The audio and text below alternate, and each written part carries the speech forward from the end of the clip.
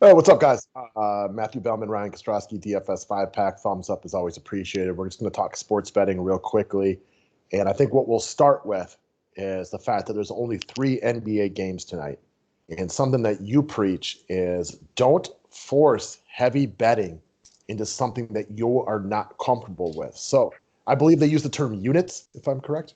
hmm This will not be a heavy unit night for you. No, this will definitely not be a heavy unit night for me. Well, Um, according to your wife, though, there's never a heavy unit night for you. um, didn't, yeah, good one. Good one. I won't even touch that.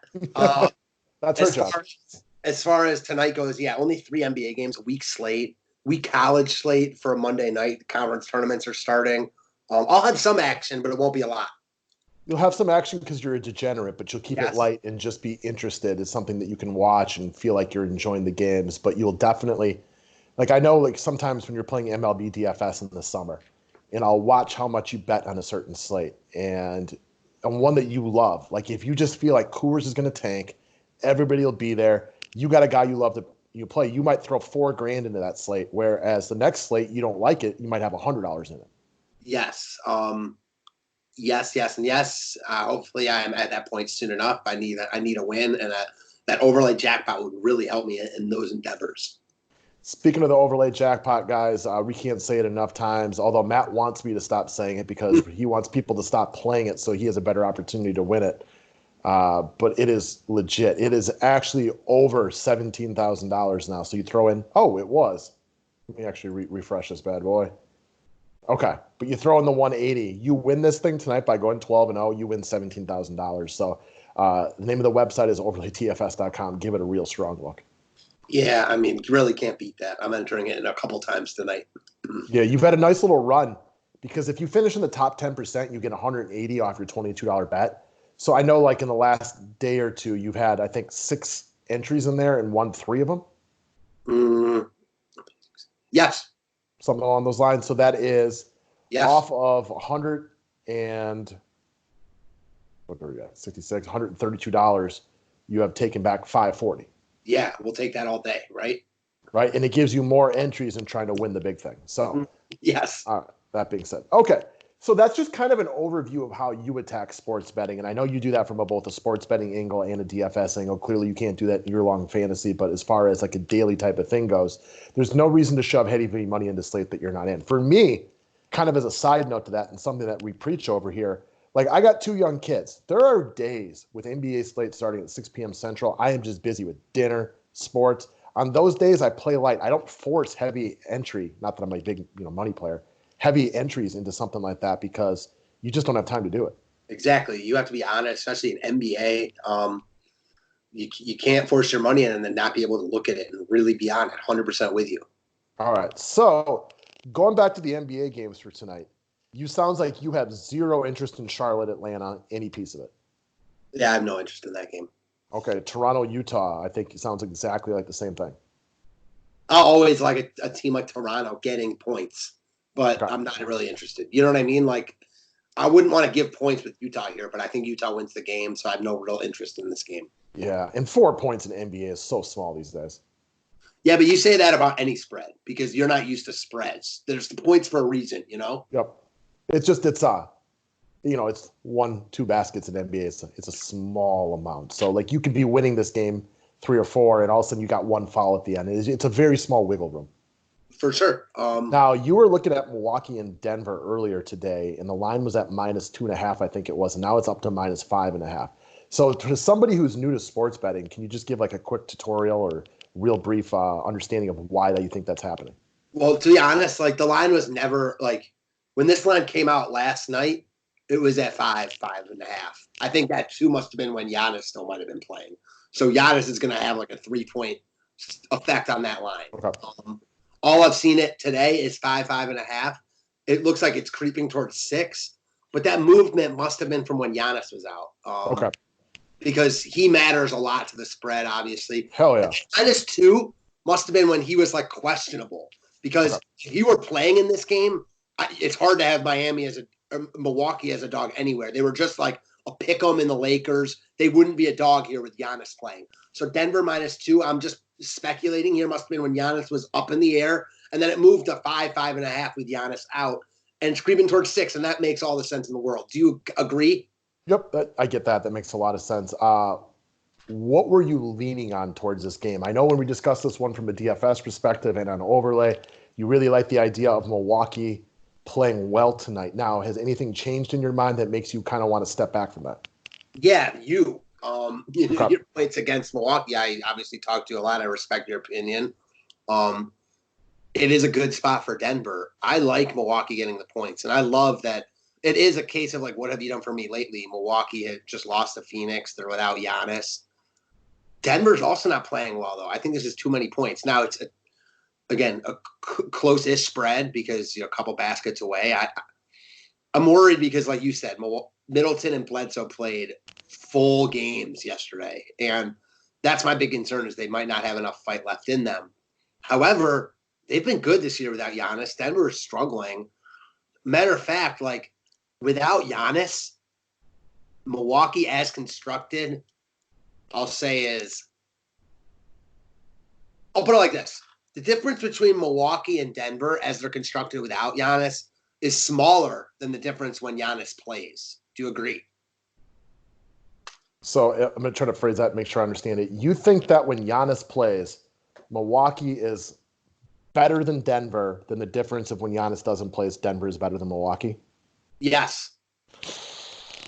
I'm a bigger Nuggets fan than you, though.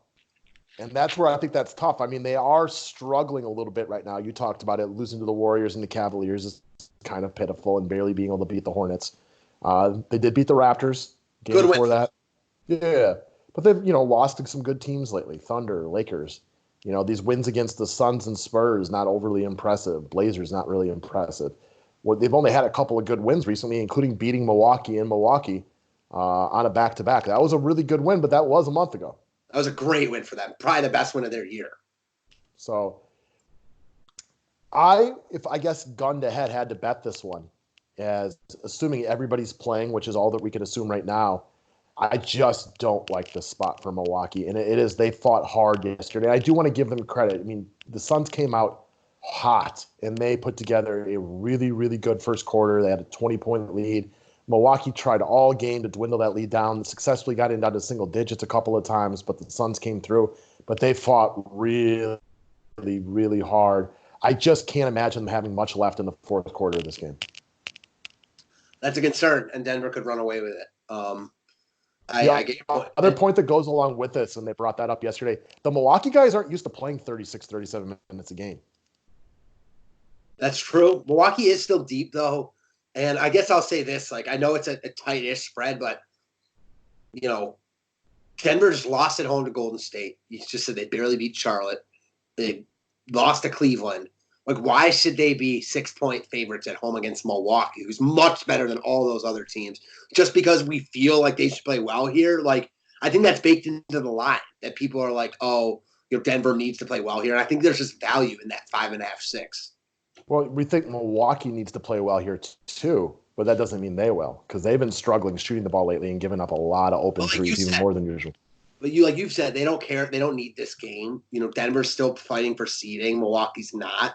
That could end up hurting Milwaukee here, but I also think that's why you're seeing the public and sharp money all over Denver here. All the money's coming down on Denver, and I get it. Okay. Are you going to place a bet on this game tonight? I'll probably play Milwaukee small, plus 5.5. I'll probably buy it to plus 6, and I'll probably play it small or wait to see if the line moves to 6. Okay. I understand the opinion. You were right about Milwaukee yesterday.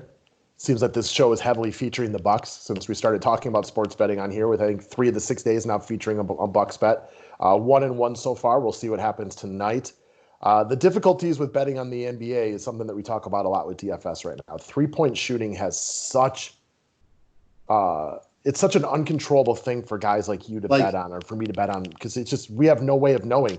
Is Middleton going to look like second through fourth quarter Middleton or first quarter Middleton that was 08? So I do think that the Suns come out with a little fire tonight, because you're right. Phoenix really got after them in the first quarter. I think that left a bad. Well, no, Phoenix got after the Bucks in the first quarter last night. Oh, I thought you said the Suns were coming out on fire today. No, Doesn't matter. Keep going. I know where you're going. yeah. So I think this, the Suns got hot early and stayed hot and really, got up big against Milwaukee. Milwaukee fought back, and I think that left a bad taste in their mouth. They let the Suns kind of do whatever they wanted offensively, and were out of that game at the beginning. I think Milwaukee comes in tonight with some fire, and you're right about their potential struggling in the fourth quarter. Also, those guys losing run, but ideally, I could see them getting up early here and Denver having to fight back. I actually do think they get up early. I think the Bucks are leading at the end of one. I think Denver wins the game by double digits. So this is, and we can talk about this on another video, but this just goes into the betting stuff. If you were a big time sports gambler and you really felt like that, I don't recommend doing this often is, potentially to live bet Denver. If you think that Milwaukee's really going to get up and you really think that Denver's going to win, why not wait until the end of the first quarter to place a wager? It's risky. It's not something you have to do. I don't do it all that often at all, but it's something I'll pick my spots and do. Okay. And what I'm alluding to right there, having watched a just buttload of NBA the last 5 or 6 years, is oftentimes teams on back-to-backs come in. They're still feeling the night before. They're energized from the game. They got their flow from just playing. They play really well in the first quarter. And then halftime, it kind of evens out a little bit. And then the second half, the team that played the day before, you can see the tired legs. The jump shots are short. They're unable to play good defense because they just don't have the power in their legs. Milwaukee is not used to playing full games. They were talking about this against the Lakers on Friday night. Giannis was sucking wind because he only averages 30 minutes a game, whereas LeBron plays 36, 37 minutes a game, is in better shape like that. So that's where I feel like in this altitude, it's just going to be a rough second half for the Bucks. I hope I'm wrong. We need a win. I hope, yeah. I mean, I hope you're wrong too. I definitely get your points. And to your points, like maybe, looking at it from like the opposite side of how I'm looking at it, like maybe the line's still not big enough for all those reasons you said. So, maybe Milwaukee. Also, go ahead. No, I said we don't really know how to evaluate the Bucks without Giannis because they played a bunch of scrub teams when he's missed. Exactly. So maybe there's still value in the line for Denver. I don't love Milwaukee here. Okay, and that's why it goes back to what you were just saying. I'm not just going to force myself to bet big money because I need to bet it today. I'll put a little action on it because I like it. But like the games that Giannis just missed this year, this was against the Pelicans in December when they were struggling. So it was a crap team. Atlanta, crap team. Orlando, not very good.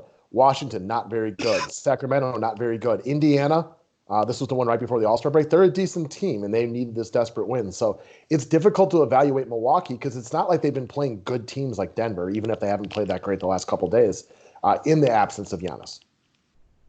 For sure. It's funny. One thing I love about Basketball Reference is they give the nicknames. Man, we've been talking about Chris Middleton a lot. I saw one of his nicknames was Baby Joe Johnson, and I like that comparison a lot. Well, and I like the alphabet for the Greek Freak, but everybody calls him the Greek Freak, and I love the nickname the alphabet. And people are like, why is he called that? Because his name literally has every number or every letter in the alphabet. That's true. He doesn't get called the ABC or the alphabet as much as he first did. Now it's just the Greek Freak, which also works. Man, I do think that Middleton's game is very similar to Joe Johnson's. Sure. Well, he was even Bradley Beal.